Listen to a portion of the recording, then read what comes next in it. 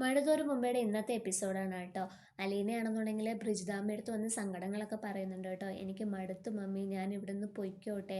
എൻ്റെ അമ്മേനെയും ബന്ധുക്കളെയൊക്കെ ഞാൻ കണ്ടല്ലോ, എനിക്ക് തൃപ്തിയായി, ഇതിൽ കൂടുതൽ എനിക്ക് സഹിക്കാൻ പറ്റുന്നില്ല എന്നൊക്കെ പറയാം. അപ്പോൾ മുത്തശ്ശി ചോദിക്കുന്നുണ്ട്, മോളിത് ആരോടാ ഈ വർത്താനം പറയുന്നത്?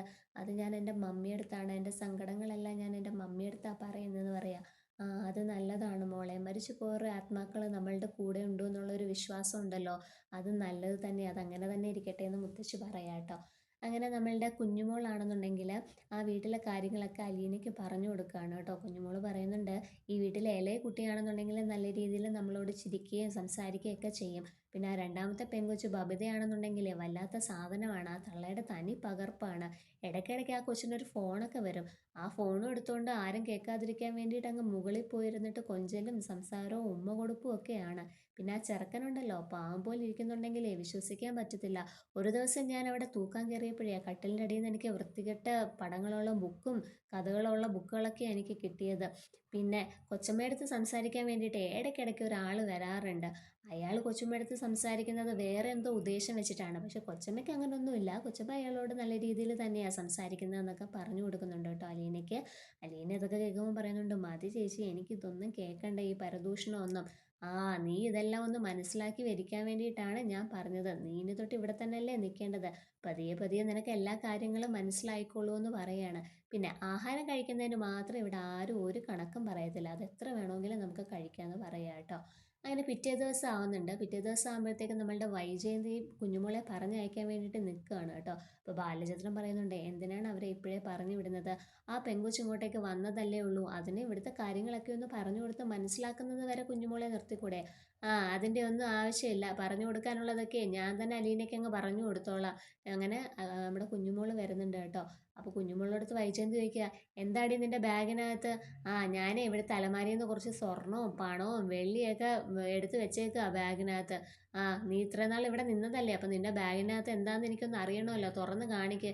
പിന്നെ എൻ്റെ പട്ടി കാണിക്കുക നിങ്ങളുടെ ബാഗ് തുറന്ന്. നിങ്ങൾക്ക് വേണമെന്നുണ്ടെങ്കിൽ അങ്ങോട്ട് തുറന്ന് നോക്കെന്ന് പറഞ്ഞിട്ട് ആ ബാഗ് എടുത്ത് വൈജയന്തിയുടെ മുമ്പിലേക്ക് വലിച്ചെറിഞ്ഞു കൊടുക്കുകയാണ് കേട്ടോ. വൈജയന്തിക്ക് ദേഷ്യം വരുന്നുണ്ട്, എന്നിട്ട് അലീനേനെ വിളിക്കുകയാണ് കേട്ടോ അത് തുറക്കാൻ വേണ്ടിയിട്ട്. അപ്പോൾ നമ്മുടെ കുഞ്ഞുമോള് പറയുന്നുണ്ട്, അലീനേനെയും കുലീനേനെയും ഒന്നും വിളിക്കേണ്ട, നിങ്ങൾക്ക് വേണമെന്നുണ്ടെങ്കിൽ എൻ്റെ ബാഗ് തുറന്നു നോക്കണം. വേറെ ഒരുത്തി എൻ്റെ ബാഗിൽ തൊട്ടാലുണ്ടല്ലോ എൻ്റെ വിവരം അറിയും നിങ്ങളെന്ന് പറഞ്ഞിട്ട് ദേഷ്യപ്പെട്ട് സംസാരിക്കുകയാണ് കേട്ടോ വൈജയന്തി അടുത്ത്. എന്നിട്ട് വൈജയന്തി അടുത്ത് ബാലേന്ദ്രൻ പറയുന്നുണ്ട്, നീ അവരുടെ പൈസയും കൊടുത്ത് പറഞ്ഞു വിട് വൈജയന്തി. അങ്ങനെ നമ്മുടെ കുഞ്ഞുമോളുടെ കാശൊക്കെ കൊടുക്കുന്നുണ്ട്, ശമ്പളമൊക്കെ കൊടുക്കുന്നുണ്ട്. ശമ്പളം വാങ്ങി എണ്ണി നോക്കിയിട്ട് കുഞ്ഞുമോൾ പറയാം, ഇതിനകത്തൊരു 200 രൂപ കൂടുതലുണ്ടല്ലോ.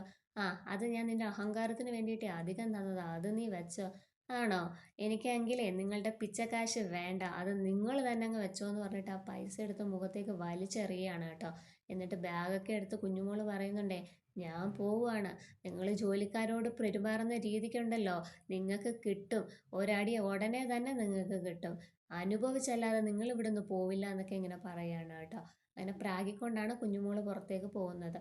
എന്നിട്ട് അലീനടുത്ത് പറയുന്നുണ്ട്, നീ എന്തായാലും ഒന്ന് സൂക്ഷിച്ചും കണ്ടും ഒക്കെ വേണം ഇവിടെ നിൽക്കാനായിട്ട്. ഒരു കണ്ണും ഒരു കാതും അങ്ങ് അടച്ചു വെച്ചേക്കണം. ഇവിടെ പലതും കാണുകയും കേൾക്കുകയും ഒക്കെ ചെയ്യും.